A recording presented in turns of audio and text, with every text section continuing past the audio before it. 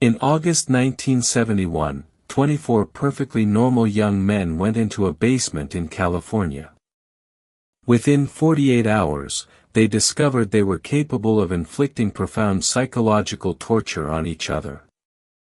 They did not sign up to be monsters. They signed up for $15 a day. But the uniform changed them. The environment consumed them. Today, we are opening the file on one of the most infamous psychological studies ever conducted. What you are about to hear is not a tale of inherent evil, but a deeply unsettling documentation of ordinary people descending into absolute darkness.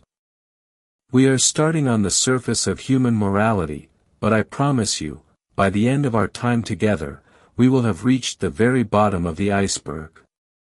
The place where the line between a good person and a tyrant completely evaporates. Welcome back to the archives. I am your guide through these shadows, and today we are examining the Stanford Prison Experiment and the terrifying concept known as the Lucifer Effect. Let us set the stage.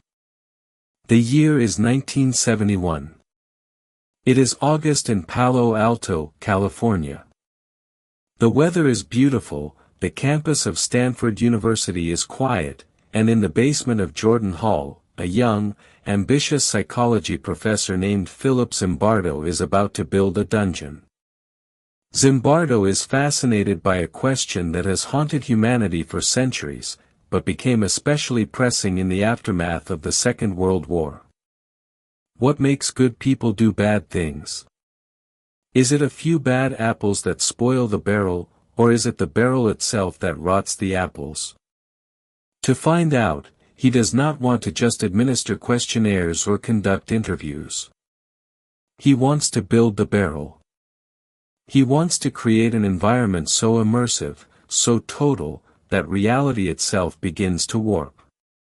Zimbardo places an ad in the local city newspaper. The ad is remarkably mundane. It reads, "Male college students needed for psychological study of prison life. $15 per day for 1 to 2 weeks beginning August 14th. That is about $100 a day in modern currency. A decent wage for a college student on summer break." Over 70 men answer the call. But Zimbardo does not want just anyone. He wants the baseline. He wants normalcy.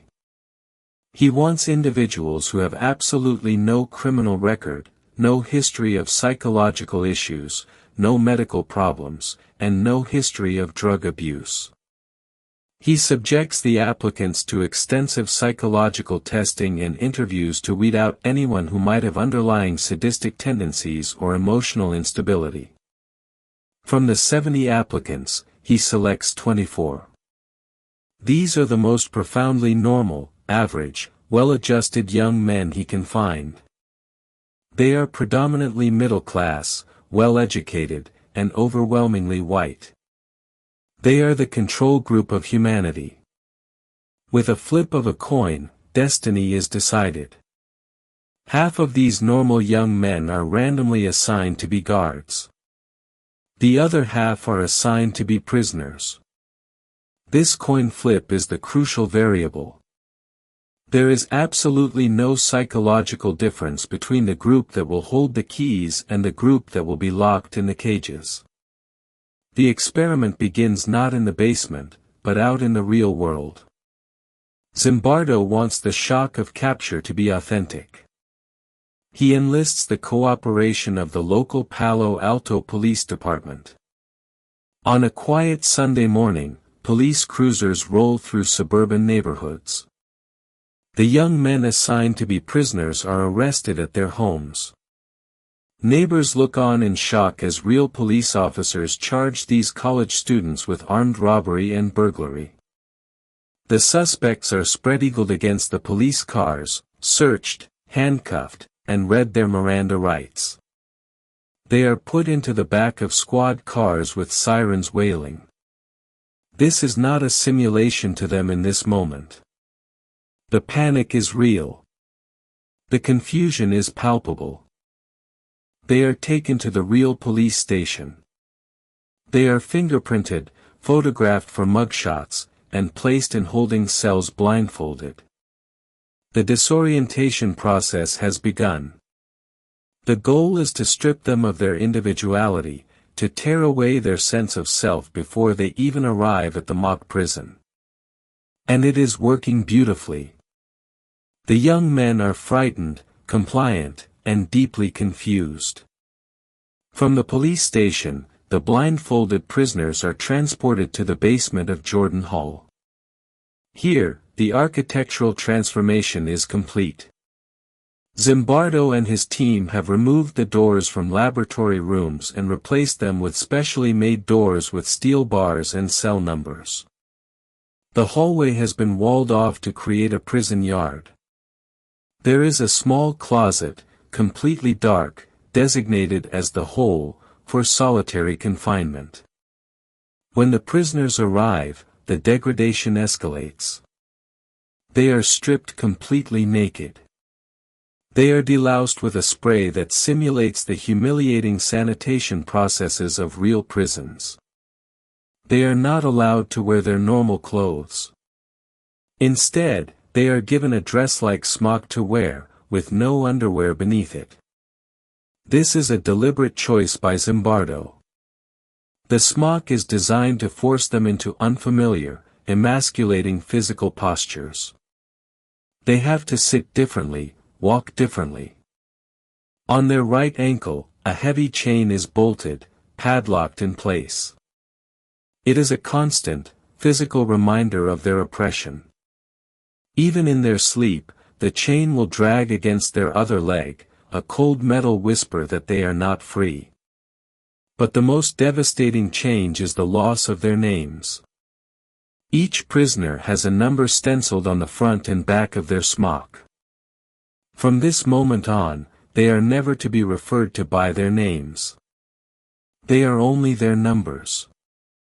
Prisoner 8612. Prisoner 819. The individual is erased. The object remains. And what of the guards? The young men who won the coin flip arrive to a completely different reality. They are given uniforms. Khaki shirts and trousers, pristine and authoritative. They are given symbols of power, a whistle around their neck, a heavy wooden nightstick borrowed from the police, and mirroring sunglasses. The sunglasses are crucial. They are the type worn by highway patrolmen, making eye contact impossible. The prisoners can never see the guards' eyes, preventing any human connection or empathy. The guards are anonymous, hidden behind reflective lenses. They are told they cannot physically hit the prisoners, but they are given wide latitude to maintain law and order, to command respect, and to manage the prison. Zimbardo himself takes on a role.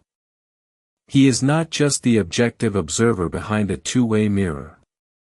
He appoints himself the superintendent of the Stanford County Prison. This blurring of lines between researcher and participant will become one of the most dangerous elements of the entire study. As Sunday evening falls on the basement of Jordan Hall, the stage is perfectly set. The identities have been stripped, the uniforms donned, the power dynamic established. The normal young men have been divided into the captors and the captive. It is only day one. No one, not the guards, not the prisoners, and certainly not Philip Zimbardo, has any idea how quickly the descent into darkness will begin. The iceberg is vast, and we have only just broken the surface. The true terror is what lies beneath, in the silent, waiting hours of the night. Day 2. The illusion solidifies. At 2:30 in the morning, the guards wake the prisoners with blasting whistles. It is the first count.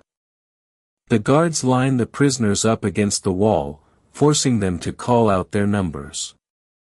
The count serves two purposes. First, it verifies that all prisoners are present. Second, and more insidiously, it gives the guards an excuse to interact with the prisoners, to test their authority, and to begin the psychological friction. The initial counts are somewhat comical. The prisoners are not taking it seriously. They are college boys playing a game. They smirk. They talk back. The guards are unsure of themselves. They issue half-hearted commands. But as the sun rises on the first full day, the game ends. The prisoners in cell 1 decide they have had enough of the petty harassment. They barricade their door with their beds. They take off their stocking caps, rip off their numbers, and taunt the guards. This is the rebellion. This is the turning point. It is early morning on day 2, and the simulation has shattered into reality. The guards are furious. The night shift guards, who were about to go home, voluntarily stay. The day shift guards arrive, and suddenly there are 6 guards facing off against the rebellion. They need to establish dominance, and they need to do it immediately. They grab fire extinguishers, the kind that shoot freezing carbon dioxide, and blast the icy gas into cell 1. The prisoners scream and retreat. The guards force the door open. They drag the prisoners out. They strip them naked again. They take away their beds. They take the leaders of the rebellion and throw them into the tiny, dark closet known as the hole. And then, the guards get creative. They realize that physical force is exhausting and inefficient. They need psychological control. They need to divide and conquer. They create a privileged cell. They take the 3 prisoners who were least involved in the rebellion, give them back their uniforms, give them back their beds, and allow them to brush their teeth and eat a special meal in full view of the others. The other prisoners watch, shivering and hungry. Then, a few hours later, the guards switch them. They take the good prisoners out of the privileged cell and put the bad prisoners in. The prisoners are entirely disoriented. The bad prisoners think the good prisoners must be informants. The good prisoners feel guilty and confused. Solidarity is broken. Trust is obliterated. From this moment on, there is no unified prisoner front. There are only isolated, paranoid individuals trying to survive the whims of their captors. The guards have discovered the fundamental mechanism of tyranny, arbitrary power. They begin to use the most basic human needs as weapons. Going to the bathroom becomes a privilege, not a right. After 10 o'clock at night, the prisoners are forced to use a bucket in their cells. The guards often refuse to let them empty the buckets. The basement begins to smell of human waste, sweat, and fear. The push-ups begin. At first, it is just a few push-ups as punishment. But then, it becomes a sadistic ritual. Guards step on the backs of the prisoners while they do push-ups. They force other prisoners to sit on the backs of the ones doing push-ups. It is a physical manifestation of dominance. One guard in particular begins to distinguish himself. His real name is Dave Eshelman, but he takes on a persona. He puts on a southern accent, mimicking the brutal prison captain from the movie Cool Hand Luke. The prisoners nickname him John Wayne. Eshelman is entirely subsumed by his role. He becomes the architect of the psychological torture. He invents new degradations. He forces prisoners to simulate sodomy. He forces them to clean toilet bowls with their bare hands. He forces them to curse out each other. He is creative, relentless, and completely void of empathy. Years later, Eshelman will admit that he was running his own private experiment. He wanted to see how far he could push the prisoners before they broke. He wanted to see if anyone would stop him. No one did. The breakdown begins exactly 36 hours into the experiment. Prisoner 8612. He was one of the instigators of the rebellion. He begins to suffer from acute emotional distress. He cries hysterically. He has fits of rage. His thinking becomes completely disorganized. He demands to see the superintendent. Zimbardo meets with him, but Zimbardo is no longer a researcher. He is the superintendent of a prison trying to manage a difficult inmate. Zimbardo offers him a deal: become an informant in exchange for better treatment. Prisoner 8612 refuses and returns to his cell. But when he returns, he tells the others, "You cannot leave. They will not let us quit." A rumor spreads through the cells like a virus. The experiment is real. The prison is real. There is no escape. Prisoner 8612 completely snaps. He begins screaming, cursing, and raging uncontrollably. The researchers watching on the monitors are stunned. They realize they have to release him. He is the first casualty of the Stanford prison. He has been in the basement for less than 2 days, and his mind has shattered. The departure of 8612 does not bring relief. It brings paranoia. The guards hear a rumor that 8612 is going to return with his friends and liberate the prison. Zimbardo completely loses scientific objectivity. Instead of observing this fascinating development, he actively tries to prevent the imaginary breakout. He goes to the local police department and asks to move his prisoners into the real city jail. The police, thankfully, refuse. Zimbardo then disassembles his entire prison, moves the prisoners to a storage room on a different floor, and waits for the attack. The attack never comes. It was a phantom. But the fact that a distinguished Stanford professor moved his entire operation to thwart an imaginary prison break shows how deeply the madness had infected everyone. The barrel was rotting the apples, and the barrel maker was rotting along with them. When the prison is reassembled, the visiting hour arrives. The parents and friends of the young men come to see them. Zimbardo is terrified that the parents will see the state of their sons and demand they be released. So, he manipulates the environment. He cleans the prison. He feeds the prisoners a large meal. He forces them to wash. He plays music over the intercom. And most astonishingly, he imposes strict rules on the parents. They must register. They must wait a half hour. They are only allowed 10 minutes of visitation. They must be supervised by a guard. The parents, these educated, middle-class adults, comply completely. They see their sons looking exhausted and terrified. One mother tells Zimbardo, "I have never seen my son looking so haggard." But instead of taking her son home, she accepts Zimbardo's explanation that her son is just tired. The parents, too, have fallen under the spell of the artificial authority. They complain to the superintendent, but they do not challenge the premise. The power of the institution is absolute. The situation escalates further when Zimbardo invites a Catholic priest, who had formerly been a prison chaplain, to evaluate the Stanford County Prison.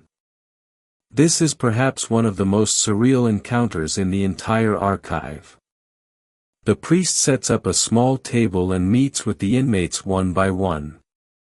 The prisoners, who just a few days ago were typical college students, sit across from the priest and introduce themselves not by their names, but by their numbers. The priest asks them what they are doing to get out of prison. He asks if they have hired a lawyer. He treats the situation entirely seriously, which only reinforces the prisoner's delusion that they are genuinely trapped. When the priest speaks to prisoner 819, things take a very dark turn. 819 breaks down crying. He is physically ill, trembling, and deeply distressed. The priest tells him he must be strong. Zimbardo realizes the young man is falling apart and takes him out of the prison yard, putting him in a rest room adjacent to the mock prison yard. Zimbardo tells him to rest and that he will get him some food. But while prisoner 819 is resting, one of the guards decides to punish the entire prison block for his perceived weakness. The guard lines up the remaining prisoners and forces them to chant loudly. Prisoner 819 did a bad thing. Prisoner 819 is a bad prisoner. The chant echoes down the hallway, over and over, growing louder and more rhythmic. Prisoner 819 did a bad thing. Zimbardo returns to the rest room and finds prisoner 819 sobbing hysterically. The young man is hearing his peers chanting about his badness. Zimbardo, finally showing a glimmer of his original role as a psychologist, tells him, "Look, we are going to take you out of here. The experiment is over for you." But prisoner 819 looks up through his tears and says something truly chilling. He says, "No. I cannot leave. I have to go back. I have to prove to them that I am not a bad prisoner." This is the psychological abyss. This young man, who has committed no crime, who is completely innocent, has internalized the artificial guilt of the simulation. He believes, at his core, that he is a bad prisoner and that he must redeem himself in the eyes of his captors. Zimbardo has to shake him. He has to say, "Listen to me. You are not prisoner 819. My name is Dr. Philip Zimbardo. I am a psychologist. This is an experiment. These are college students. This is not a prison." Only then does the spell break. The young man looks around, confused, as if waking from a nightmare, and quietly agrees to leave. By the fourth day, 3 prisoners have been released due to extreme emotional distress. The remaining prisoners have become entirely submissive. They are zombies. They accept whatever the guards tell them. When a parole board is simulated, the prisoners are asked if they would forfeit all the money they have earned so far in exchange for parole. Almost all of them say yes. They are willing to give up the very reason they joined the study just to escape. But when the parole board tells them their request is denied and they must go back to their cells, they obey. They do not say, "I quit." They do not remember that they have the right to walk away. They simply put their heads down and return to their cages. They have surrendered their free will. And the guards? The guards have grown more sadistic. The boredom of the night shift leads to the most creative cruelties. The guards know the researchers are not watching the monitors as closely at night, so they escalate their abuse. They force the prisoners to perform humiliating acts. They make them clean the floors with their toothbrushes. The guards are no longer playing a role. They have become the monsters they are pretending to be. The line between the mask and the face has vanished. There is no John Wayne character anymore. There is only a sadistic overseer, drunk on unchecked power. Consider the implications of this. It took less than 100 hours to turn perfectly normal, healthy, pacifist young men into torturers. It did not require threats. It did not require brainwashing. It only required a uniform, a pair of mirrored sunglasses, and an environment that validated their authority. The Lucifer effect was in full swing. The situation had completely overpowered the individual. And the most terrifying part is that the good guards, the ones who did not invent cruel punishments, the ones who occasionally did small favors for the prisoners, did absolutely nothing to stop the bad guards. They never intervened. They never told John Wayne to calm down. They never reported the abuse to Zimbardo. Their silence was the fertilizer that allowed the sadism to grow. In the architecture of evil, the passive bystander is just as crucial as the active perpetrator. By day 5, the basement of Jordan Hall is a fully functioning totalitarian regime. The prisoners are broken, compliant, and depressed. The guards are arrogant, abusive, and creative in their cruelty. And Philip Zimbardo is lost in his own creation. He is no longer conducting an experiment. He is running a prison. He is obsessed with security. He is obsessed with preventing escapes. He has lost all perspective. He cannot see the immense psychological damage occurring right in front of him. The barrel has swallowed him whole. It takes an outsider to shatter the illusion.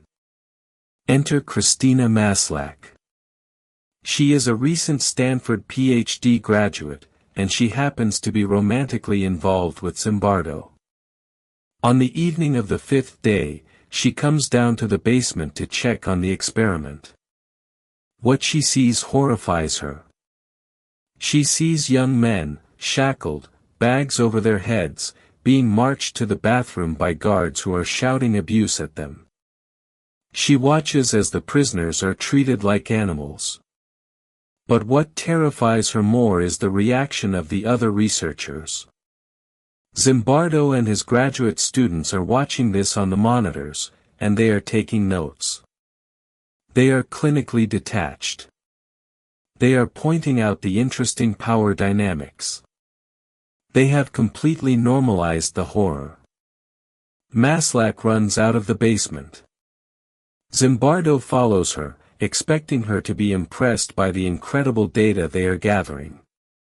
Instead, they have a massive argument. Maslach looks at him and says, "It is terrible what you are doing to these boys." She is the only person, out of the dozens of people who have seen the prison, the parents, the priest, the police, the other researchers, who questions the morality of the situation. She is the only one who sees the human suffering instead of the artificial roles. Her confrontation is a bucket of ice water to Zimbardo's face. The spell breaks for him, too. He suddenly sees the reality of what he has built. He sees that the experiment has gone horribly wrong. He realizes that the Lucifer effect has claimed him as well. He has allowed normal boys to be tortured in the name of science. The next morning, day 6, the experiment is officially terminated. It was supposed to run for 2 weeks. It lasted less than a single week. The sudden ending leaves a profound psychological whiplash in its wake. The guards are genuinely disappointed. They do not want to give up their power. They had come to enjoy their absolute authority. The prisoners, on the other hand, are ecstatic. The heavy chains are unbolted from their ankles. The humiliating smocks are discarded. The numbers are erased, and the names are reclaimed. They are no longer prisoners. They are young men again. But they are profoundly changed young men. In the debriefing sessions that follow, the extent of the psychological damage is carefully examined. The guards, stripped of their uniforms and mirrored sunglasses, are forced to confront the monsters they had become. John Wayne, Dave Eshelman, is shocked by his own behavior.